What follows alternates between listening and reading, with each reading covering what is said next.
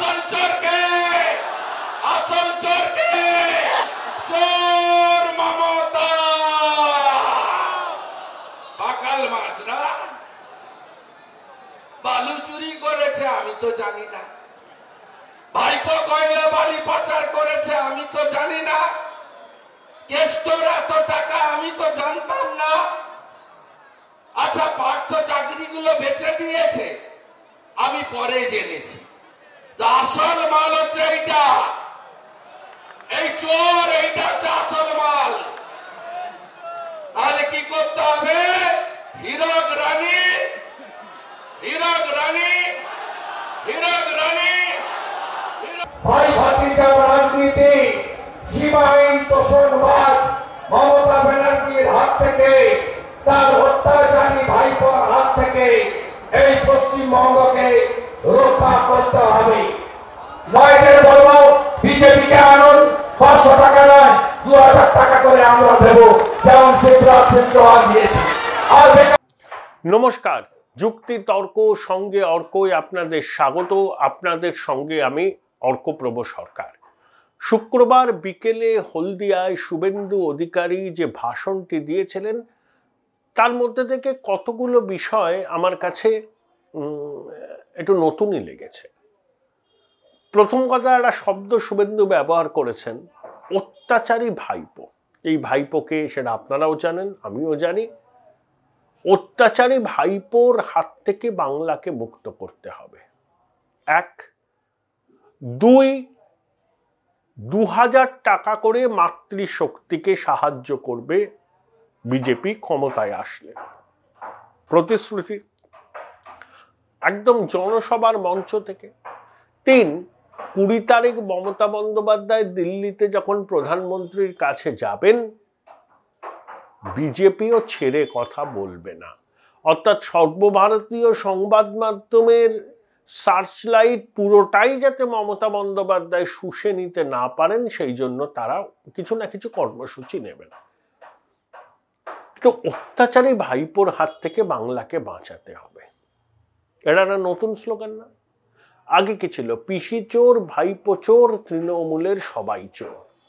এখন নতুন শব্দবন্ধ শুভেন্দু কয়েন করলেন, অত্যাচারী ভাইপো। এখন প্রশ্ন হলো, 2000 টাকার কথাটা ঘোষণা করলেন কেন? এটা কি শুভেন্দুর একক সিদ্ধান্ত? আমার মনে হয় না। বিজেপিতে এরকম কোনো একক সিদ্ধান্ত হয় না। এ তো তৃণমূল নয়, ডায়মন্ড হারবার থেকে কেউ একজন বলে দিলেন যে আমার কেন্দ্রের 70,000 মানুষের বার্ধক্য ভাতা তিনিই দেবেন নিজের উদ্যোগে। তারপর যখন দেখলেন যে একটু বাড়াবাড়ি হয়ে গেছে, এখন 14 তলার কাছে তালিকা পাঠিয়ে চাপ দিচ্ছেন যাতে ডায়মন্ড হারবারের জন্য তাড়াতাড়ি সবকিছু রিলিজ করা হয়। কিন্তু শুভেন্দু এটা কিন্তু হলদিয়া বা পূর্ব মেদিনীপুরের জন্য বলেননি, সামগ্রিকভাবে বলেছেন। এবং আমার মনে হয় যে দলের অনুমোদন আছে। বিভিন্ন রাজ্যে মাতৃশক্তির ভোট কিন্তু বিজেপি পাচ্ছে।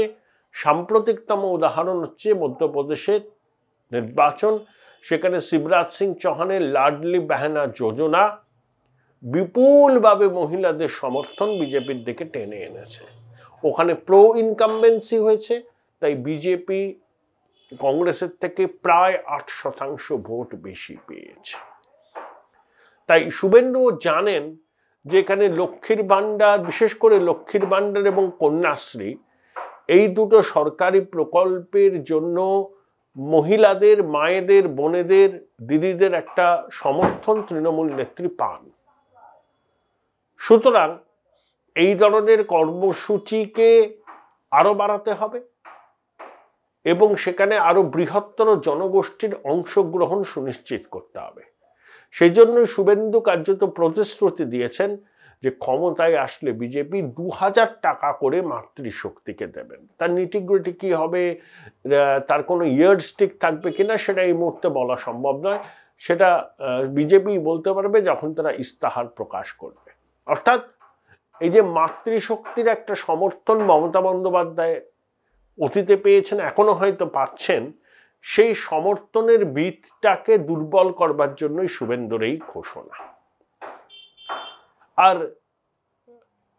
চোর চোর স্লোগান তো এখন সর্বত্রই উঠছে। সতীশ সামন্তের মতো একজন তাম্রলিপ্ত জাতীয় সরকারের প্রতিষ্ঠাতা বরেণ্য মানুষের কে কেন্দ্র করে অনুষ্ঠানেও চোর চোর স্লোগান বাদ গেল না, এটাই একটু দুঃখের বিষয়।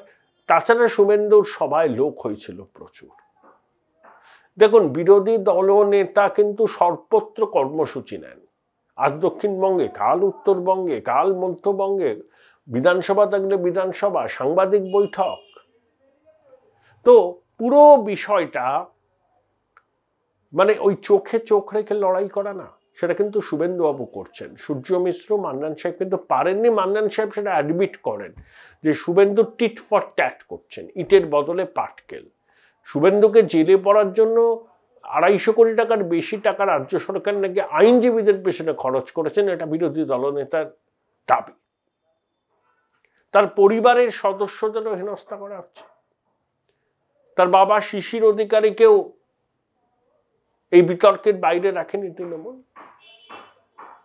তাই শুভেন্দু অধিকারী চোখে চোখ রেখে কথা বলছেন, এবং প্রশাসনের ভিতরেও শুভেন্দুর অনেক আস্থাভাজন মানুষ আছেন যারা সরকারি সিদ্ধান্তের কথা আগাম বিরোধী দলনেতাকে জানিয়ে দেন। সূর্যবাবুর কাছে সেই খবর যেত না, মান্নান সাহেবের কাছেও খবর যেত না, এবং মান্নান সাহেব কিন্তু সেভাবে নিজের দলেরও সমর্থন পেতেন না। আর লোকসভা নির্বাচন তো হবে নেতৃত্বের প্রশ্নে গণভোট। 19 সালের লোকসভা নির্বাচনেও বিজেপির কোনো সংগঠন ছিল না, এখন তো তার থেকে সংগঠন অনেক বেশি। কিন্তু বিজেপিকে কিছু প্রার্থীর অদল বদল করতে হবে, বিশেষ করে উত্তরবঙ্গে, কারণ উত্তরবঙ্গের কিছু প্রার্থীর বিরুদ্ধে অসন্তোষ আছে। তাদেরকে হয় বাদ দিতে হবে, নইলে অন্য কেন্দ্রের সনাতন হতে পারে। যেমন রায়গঞ্জ কেন্দ্রের যিনি সাংসদ, এলাকার মানুষের তার প্রতি ক্ষোভ আছে, সেটা বিজেপি নেতৃত্ব আমার থেকে ভালো জানেন। আবার সুকান্ত বাবু মাটি চষেছেন, সময় দেন, সেখানে তার গ্রহণযোগ্যতা অনেক বেশি উত্তরবঙ্গের অন্যান্য সাংসদের থেকে। তো কিছু অদল বদল হয়তো বিজেপির নেতৃত্ব করবেন, এবং সেটা দক্ষিণবঙ্গেও করতে হবে, এবং নতুন প্রার্থী তাদেরকে নিয়ে আসতে হবে, মানে এর কোনো অল্টারনেটিভ নেই। যেমন এই অনুপম হাজরা, রুটলেস ওয়ান্ডার, কেন তাকে কেন্দ্রীয় সম্পাদক মণ্ডলীতে নেওয়া হয়েছিল? উনি যে কথাগুলো বলেছেন, একটা শৃঙ্খলাবদ্ধ দল তাকে বহিষ্কার করে দিত, শুধু তার নিরাপত্তা কেড়ে নেওয়া হয়েছে। এই রুটলেস ওয়ান্ডাররা কিছু আছে বিজেপিতে, খালি বড় বড় কথা, ফেসবুক, টুইটার, সোশ্যাল মিডিয়ায় খুব অ্যাক্টিভ, মানুষের সঙ্গে কোনো সংযোগ নেই, এবং কলকে না পেয়ে তারা রাজ্য নেতৃত্বকে বলগাহীনভাবে আক্রমণ করেন। একটা শৃঙ্খলাবদ্ধ দল এগুলো মানতে পারে না, সেই জন্য অনুপম হাজরার নিরাপত্তা তুলে নেওয়া হয়েছে। তাহলে সামনের কটা দিন তো খুবই গুরুত্বপূর্ণ। যেমন 1 জানুয়ারি থেকে শুভেন্দু বলেছেন যে রাম মন্দির নির্মাণকে কেন্দ্র করে বিজেপিও কর্মসূচি নেবে। হিন্দু জাতীয়তাবাদকে তো জাগিয়ে তোলা বিজেপির ঘোষিত কর্মসূচি, এবং রাম মন্দিরকে কেন্দ্র করে তাদের আশা আর্যাবত্যের পাশাপাশি এই বাংলাতেও একটা আবেগ হবে, এবং হিন্দু ভোট কনসলিডেট হবে। 2021-এর নির্বাচনে বিজেপি 38% ভোট পেলেও 54% হিন্দু ভোট পেয়েছিল। তাহলে রাম মন্দিরের আবেগকে কেন্দ্র করে যদি হিন্দু ভোটের কনসলিডেশন বিজেপির পক্ষে আরো কয়েক শতাংশ বাড়ে, তাহলে বিজেপির আসন প্রাপ্তি 25-এর বেশি হবে, এটা নিয়ে কোনো সন্দেহ নেই। এবং শুভেন্দুর সভায় উল্লেখযোগ্যভাবে কিছু সংখ্যালঘু মানুষের উপস্থিতি চোখে পড়ার মতো, খুব একটা কম নয়। আসলে দেখুন, শুভেন্দু বিজেপির আগে প্রণব বাবুর মতো রাজনীতি করতেন। প্রণব বাবুর একটা অসাম্প্রদায়িক চরিত্র ছিল, তো তিনি নিয়মিত চণ্ডীপাঠ করতেন, সকালে পুজো করতেন, দুর্গাপুজোয় ইমিডিয়েটলি দেশের বাড়িতে যেতেন। চণ্ডীপাঠ এবং প্রাতঃভ্রমণের সময় প্রণববাবুকে কেউ ফোন করলে তিনি খুব রুষ্ট হতেন। মাইনরিটির কাছে প্রণববাবুর একটা অ্যাকসেপ্টেন্স ছিল। তিনি ব্রাহ্মণ হলেও কথায় কথায় চণ্ডী স্তোত্র পাঠ করতে পারলেও, শুভেন্দুরও কিন্তু সংখ্যালঘুদের কাছে একটা গ্রহণযোগ্যতা ছিল। অতীতে যা ছিল এখন হয়তো সেটা নেই, যেহেতু তিনি বিজেপি করেন, কিন্তু একটা অংশের সংখ্যালঘু মানুষ বা মুসলমান মানুষ এখনো শুভেন্দুকে পছন্দ করেন। অনেকে ব্যক্তিগতভাবে তার কাছে উপকৃত। তাই সংখ্যালঘু মানুষের একটা উপস্থিতি কিন্তু আমার চোখে পড়েছে ব্যক্তিগতভাবে। এই পুরো বিষয় নিয়ে কি রণকৌশল হবে, সামাজিক কর্মসূচির উপর কতটা গুরুত্ব দেওয়া হবে, লক্ষ্মীর ভান্ডার কন্যাশ্রীকে কাউন্টার করার জন্য কি শুভেন্দুর এই 2000 টাকা করে মাতৃশক্তিকে দেবার ঘোষণা, এই সব কিছু নিয়ে কথা বলেছিলাম অধ্যাপক, বিশ্লেষক এবং বিজেপির মুখপাত্র বিমল শঙ্কর নন্দর সঙ্গে।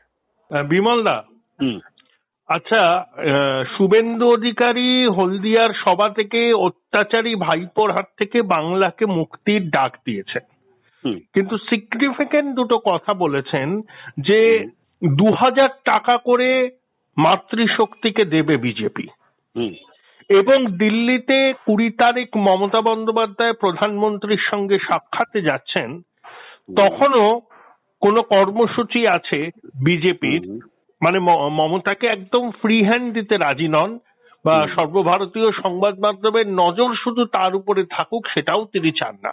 ঠিক কি রণকৌশল আপনাদের? সব থেকে সিগনিফিকেন্ট হচ্ছে যে 2000 টাকা করে মাতৃশক্তিকে দেয়া হবে, এই ঘোষণা।